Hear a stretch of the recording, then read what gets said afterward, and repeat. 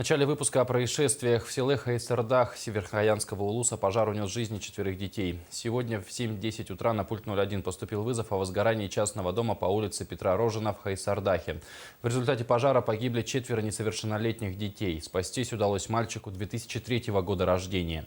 Известно, что рано утром многодетная мать растопила печь, после чего вышла на улицу заготавливать дрова. В это время в доме произошло возгорание. В тушении огня были задействованы члены местной добровольной пожарной команды в количестве 10 человек. Также на помощь им из поселка Батагай направили оперативную группу и пожарную автоцистерну с экипажем в составе 5 пожарных.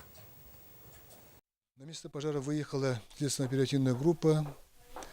Сейчас они отрабатывают причины пожара.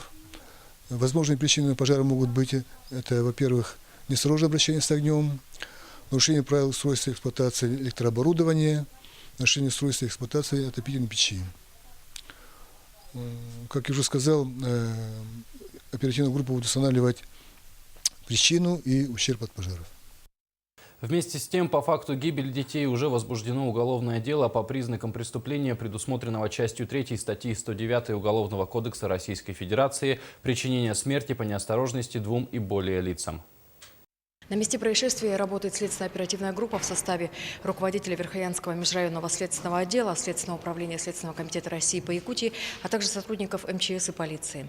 Предварительно установлено, что мать погибших детей утром вышла во двор для колки дров и, заметив возгорание, попыталась войти в дом, однако в силу сильного задымления не смогла проникнуть внутрь. Женщине удалось лишь выбить стекло и помочь выбраться своему 11-летнему сыну. В рамках расследования назначена судебно-медицинская и пожаротехническая экспертизы, проведен осмотр места происшествия, допросы, а также выполнен ряд иных следственных действий. Расследование уголовного дела продолжается. По данным следствия, очаг возгорания находился в месте расположения печи.